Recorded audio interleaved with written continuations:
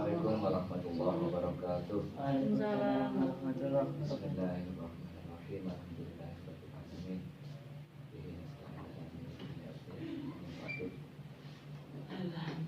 Pada bagian saya secara peradaban Islam yang mereview bukunya Prof. Ira Bagus Bilkahiti, saya mempresentasikan Islam pasca imperialisme, sosialisme, dan revolusi Iran. Jadi ada banyak spektrum ya yang tercover dalam judul ini.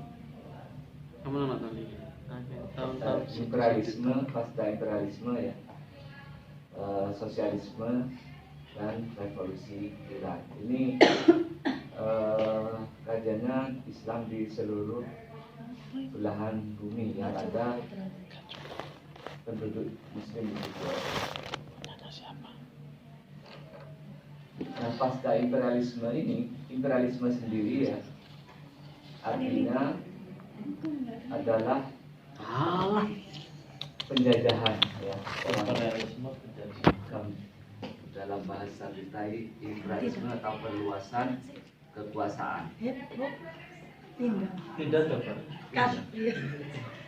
Pon betul nama Oke man. Nanti aja. Itunya Pak Iki nyari enggak? Enggak. Nanti aja ya. Ini aja dulu. Jangan buatan ikut tonton slide itu. Iya. Kebutuhan ada slide-nya tas sampean. Enggak. Cukup dengarkan ya. Jadi ini imperialisme yang terjadi di beberapa negara, terutama negara-negara yang berbasis Islam. Karena dulu kalau dibahas oleh Ira Lapidus di sini, sebenarnya pada abad 18 ya, sekira 1700 atau 1799 Masehi itu sistem masyarakat Muslim yang bersifat global ya sudah existed, sudah berdiri. Jadi itu sudah dibahas teman kita sebelumnya.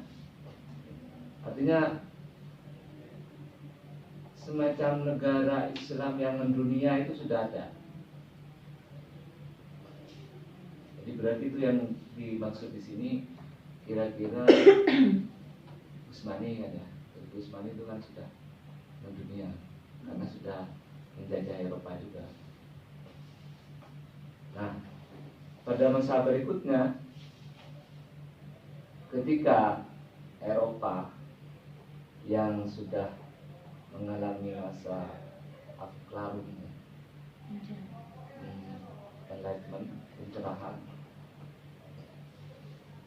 dari perkembangan pengetahuan mereka berasal dari filsafat awalnya, reka-reka filsafat. Reka-reka filsafat artinya belum kepada teknologi. Teknologi kan lahir dari filsafat-filsafat yang ingin mendapatkan kebenaran, ya, menciptakan teori-teori yang menghasilkan sesuatu yang praktis, sehingga lahirlah pengetahuan-pengetahuan yang melahirkan ilmu-ilmu pasti, terus teknologi, terus kemudian ada mesin-mesin yang tercipta pada saat itu di Eropa. Mereka melihat bahwa mereka merupakan bangsa yang sudah bisa menguasai dunia, sehingga mereka melakukan ekspansi dari karena industri sudah ada di negara mereka. Ada apa itu di Inggris, dimulai dari Inggris, industri mesin uap ya pertama.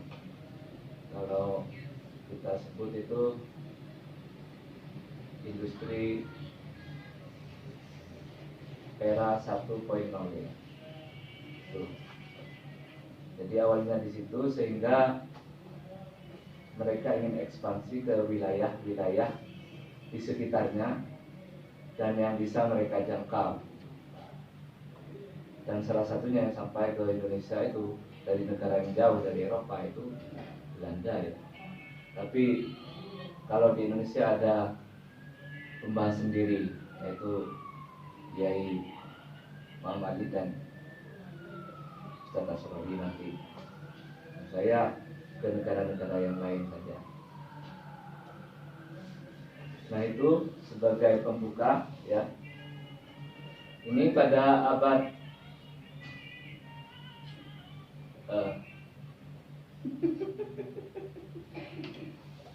masing-masing dibangun berdasarkan interaksi antar institusi negara, kerajaan Islam, keagamaan dan institusi komunal Timur Tengah dengan institusi sosial dan kultural setempat. Dan setiap interaksi tersebut melahirkan tipe masyarakat Islam yang berbeda. Artinya ada pemerintahan terpusat ya di Turki Utsmani itu, walaupun di lokal-lokal seperti di Arab, di negara-negara di luar Turki itu memiliki kekhasan masing-masing, tapi tetap ada satu yang menyamakan kebudayaan, yaitu dalam peradaban atau tradisi keagamaan mereka dalam satu agama Islam.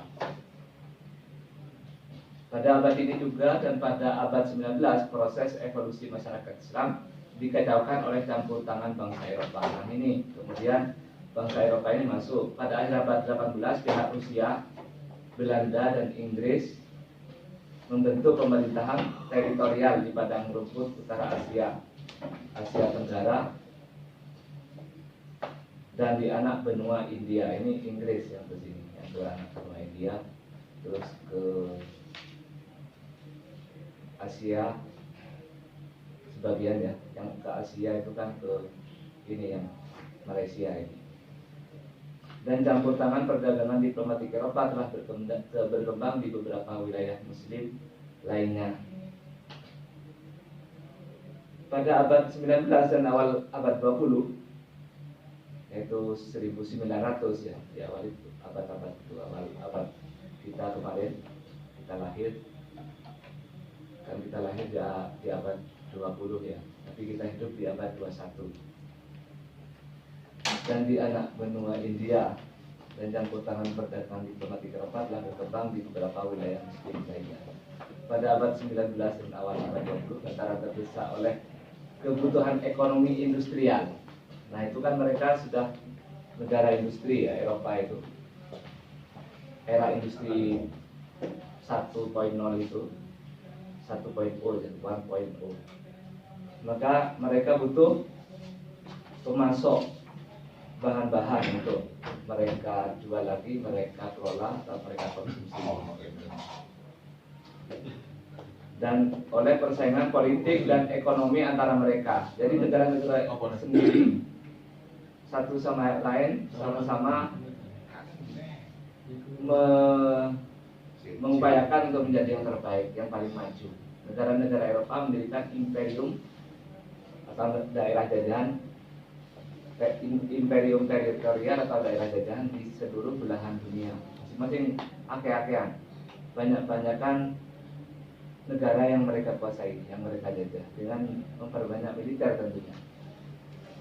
Jadi kalau saya lihat tadi, tidak dari bukunya Lapidus, kan kalau bukunya Lapidus ini khusus yang Islam ya.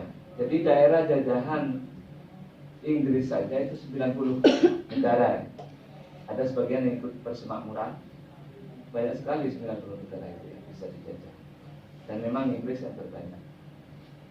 Walaupun kita dijajah oleh Belanda justru.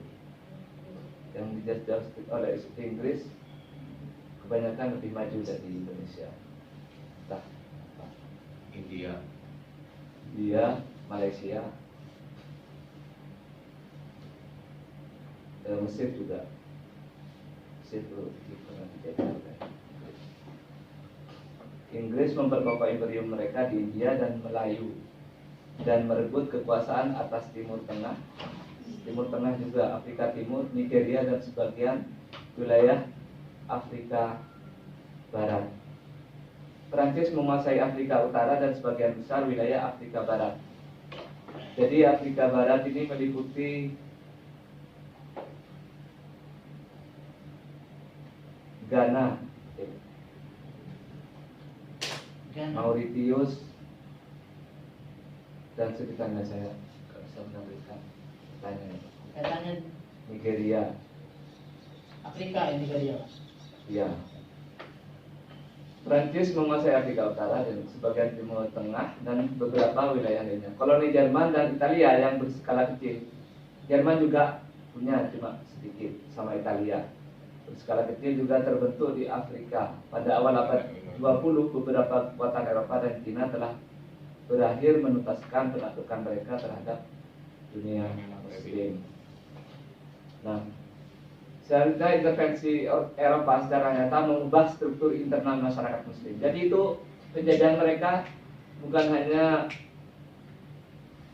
menguasai aset bangsa, aset jajahannya itu, tapi juga mereka menanamkan nilai-nilai, prinsip-prinsip yang dibawa dari mereka sendiri, dari negeri mereka, sehingga yang secara pengetahuan dan peradaban lebih maju saat itu ya, teknologi juga dibawa ke negara jajahnya, sehingga kemudian itulah yang merubah.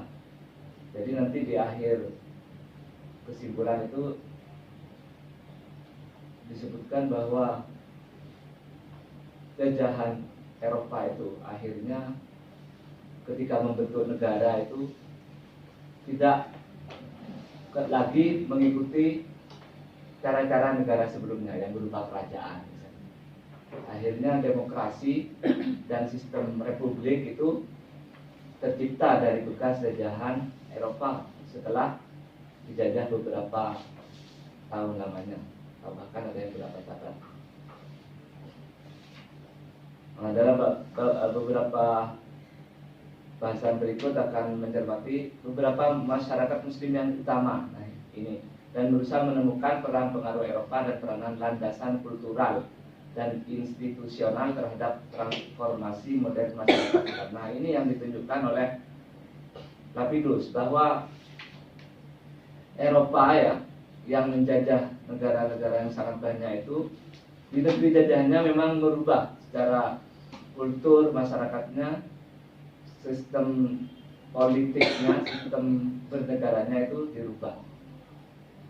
Tapi sebagian lagi karena ada budaya yang lebih eksis sebelumnya, maka tidak seluruhnya dipakai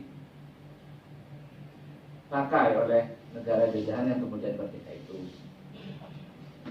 Pada abad 19 dan 20, pengaruh Eropa telah mencapai seluruh peradaban manusia. Jadi karena memang mereka berlomba ya, negara-negara adidaya waktu itu ya, jalannya adidaya waktu itu, yaitu negara negara yang berkuasa dengan teknologi yang canggih, dengan pengetahuan yang sudah maju, teknologinya sudah mesin ya. Di sini masih manusia semua. Nah, akhirnya memancing berbagai perubahan besar dan mengantarkan mereka kepada era modern. Jadi berubah dari Eropa, dimulai melalui penjajahan dan pada akhirnya merubah. Meskipun Islam misalnya awalnya ada kerajaan negara Islam yang di atas namakan Islam, tapi akhirnya ketika penjajahan dari Eropa masuk, beberapa tahun namanya, bahkan di beberapa negara itu ratusan tahun, seperti di Indonesia ya, maka akhirnya hal-hal fundamental dari kehidupan bernegara, bermasyarakat itu ikut berubah. Nah ini menurut Tapikus, perubahan modern tersebut benar-benar tidak hanya sekedar pengaruh sebuah peradaban terhadap peradaban lainnya. Sebab dalam hal ini Eropa tidak hanya mencerminkan peradaban asing, melainkan ia mencerminkan sebuah peradaban yang secara kualitatif, secara mutu ya, secara kualitas benar-benar baru. Standarnya sudah baru. Pada buku bagian kedua yang saya baca itu, kita melihat betapa pada akhir abad pertengahan, yakni periode Renaissance ya, Renaissance baru tadi, pencerahan, dan periode reformasi bangsa Eropa yang memiliki bentuk pluralisme sosial dan institusional yang unik, dan mentalitas yang menekankan inovasi, aktivitas keduniaan yang bersifat individual, dominasi yang agresif, ya, agresif. Jadi maksa mereka maksa yo, tak kalah film dijanji. Dan eksperimentasi teknikal. Jadi itu keahlian-keahlian mereka yang dibawa, yang khas Eropa ya. Kalau dari kita belajar yang Timur Tengah kan bukan inovasi, tapi Tiruan. menghafal, mengulang, bayani ya. Melahirkan berbagai kemajuan yang memberikan mereka supremasi dagang dan militer di seluruh belahan dunia. Ini supremasi dagang ini maksudnya menguasai perdagangan dan militer. Supremasi tersebut tidaklah bersifat absolut. Artinya kekuatan ini yang dari Eropa tidak absolut, sebab Imperium Utsmani dan beberapa masyarakat Muslim dan non-Muslim lainnya tetap menentang kesewenangan Eropa. Di Indonesia itu yo, semua bangsa kan tidak ada yang mau dijajah. Akhirnya di seluruh dunia dihapuskan. Abad 18 dan 19 menghadirkan kemajuan organisasi Eropa yang sangat mencolok, dan perbedaan tingkat kemakmuran dan kekuatan yang mencolok pula antara Eropa dan wilayah dunia. Nah ini sudah cukup ya dari sebagai pendahuluan. Nah dan selanjutnya imperialisme bangsa-bangsa Eropa berlangsung cukup lama, antara abad 17 sampai abad 20. Bagi Inggris saja ada 90 negara atau wilayah bekas jajahnya, termasuk Mesir dan Sudan, Nigeria, yang sebagiannya termasuk dalam negara persemakmuran, Commonwealth ya. Negara apa yuk? Ini Brunei ya, Brunei, Malaysia.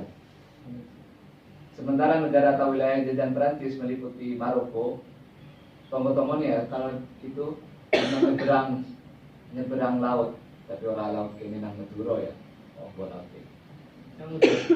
ya, nyeberang laut dari Perancis untuk ke Maroko, Aljazair, Mauritania, Senegal, dan Pantai Gading. Nah, sekarang kita lihat kondisi negara-negara berpenduduk Islam pasca imperialisme.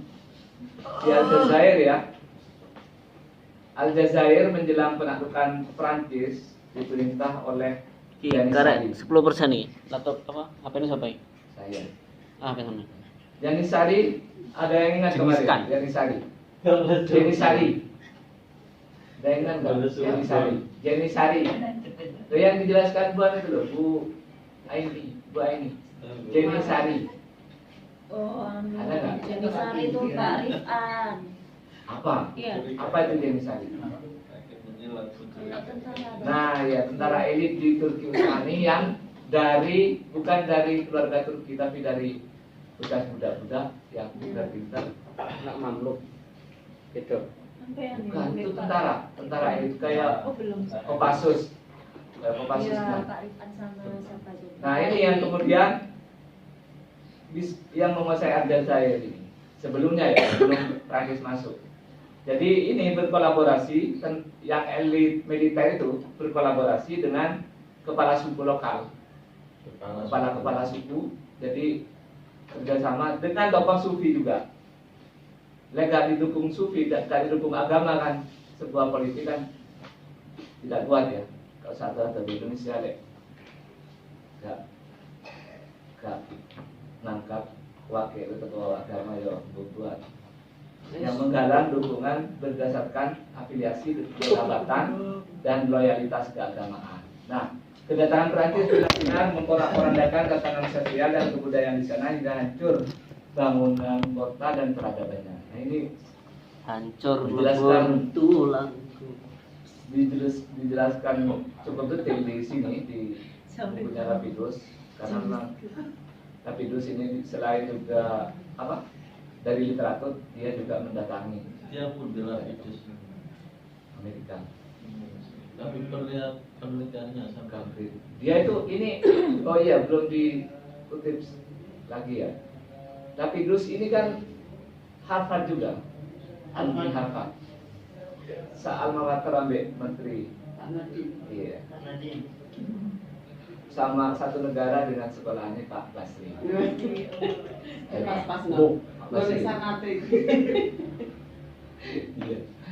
Jadi beliau tapi dosennya di UCLA, University California, University of California, Los Angeles.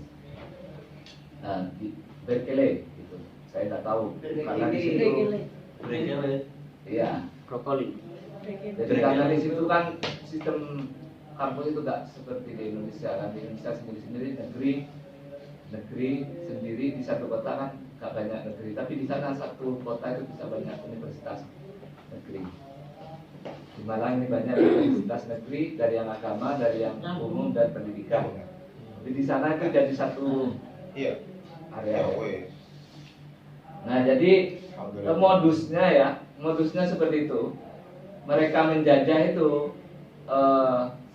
modelnya itu mirip-mirip kalau saya sebutkan seperti Jepang ketika datang ke Indonesia dengan slogan 3A-nya, Nippon Cahaya Asia, Nippon Pelindung Asia, Nippon Saudara Asia, bagaimana itu saya lupa. Jadi artinya mereka seperti Perancis ini ingin menolong awalnya, modusnya ingin menolong pemerintah di situ, kolaborasi. Akhirnya ketika posisinya sudah kuat, militernya sudah kuat di situ dikuasai. Makanya kalau sekarang ada pangkalan militer di mana itu kan ditolak. Sesuai masa pangkalan militer kalau dikuasai kalau Iya, kayak di Aceh habis tsunami itu kan. iya. Oke. Iya. Jadi seperti itu. Nah, saya kira dari imperialisme itu sudah cukup. Terus sekarang ke sosialisme. Sosialisme ini sebenarnya lahirnya idenya ya dari Karl Marx, Marxisme, dari filsafat lagi ini. Artinya pikiran-pikiran besar itu awalnya dari filsafat. Lahirnya dari Marxisme, tapi kemudian yang melaksanakan itu yang secara established dalam sebuah negara itu justru Rusia, Cina, Korea, dan yang ada sekarang yang Cina komunis tapi wajahnya kapitalis, apa namanya pemerintahan komunis tapi kapitalis. Nah itu sosialisme ya. Sosialisme itu awalnya tidak terkait secara langsung dengan komunisme. Walaupun akhirnya dari sosialisme itu tidak mengakui kelas, ya, tidak ada perbedaan antara sama manusia, tidak ada buruh, tidak ada majikan, tidak ada tuan tanah, semua sama rata, sama rasa, sehingga yang memiliki kekuasaan hanya pemerintah. Nah, dan akhirnya ketika pemerintah menyalahgunakan, maka rakyat juga yang tersiksa.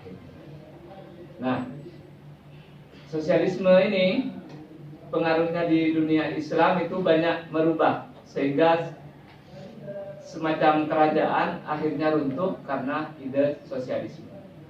Tuan-tuan tanah akhirnya dibunuh ya, karena ini dengan kekerasan. Sosialisme. Tuan-tuan tanah atau para kiai bahkan ya, tokoh-tokoh agama, karena itu menunjukkan perbedaan kelas, maka itu merubah dari sistem sosial yang awalnya ada kiai yang memiliki banyak harta oleh pemberian atau oleh usahanya sendiri. Dan biasanya kalau dulu itu kiai moro-moro dikasih tanah, monggo yai saiki Ajaran. belum puno saiki. Nah ya, jadi seperti itu. Akhirnya kemudian lama-lama sosialisme ini juga merubah tatanan dan pengaruhnya ke dunia Islam sangat kuat dan diadopsi oleh beberapa hidup di partai di negara-negara Islam. Ya Siti. Oh, Di Bandung juga ada, di Noloto. mana-mana ya. Di Indonesia bahkan pernah ada di PKI yang sosialis komunis itu. Nah, terus selanjutnya yang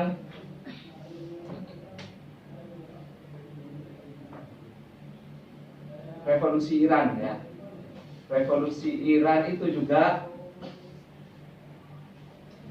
akibat, kalau kesimpulannya di sini kan revolusi Iran itu terjadi 1979 baru-baru ini. Bahkan saya sudah lahir 1979 belum lahir. sampai belum lahir. Aku wis umur 2 tahun bisa berangkat bangku Hmm. belajar. Perlu dibanggakan itu, Pak. Iya. Terangkan. Saya lahir sebelum revolusi Iran, saudara-saudara. Alhamdulillah. Jadi Iran itu awalnya kan oleh Shah Pahlavi yang terakhir itu. Shah Pahlavi itu Lagi-lagi. tidak memuaskan rakyat sehingga oleh Ayatullah, pemimpin spiritual ya. Ini ternyata pemimpin spiritual, pemimpin agama sangat powerful di mana-mana di dalam sejarah yang kita baca ini. Artinya dia bisa menjadi pemimpin, bisa jadi presiden, Bisa merevolusi. ya, merubah ini, pemimpin agama itu. Makanya pemimpin agama itu butuh sekolah. Biar bisa menggerak. Itu Iya. Cirebon.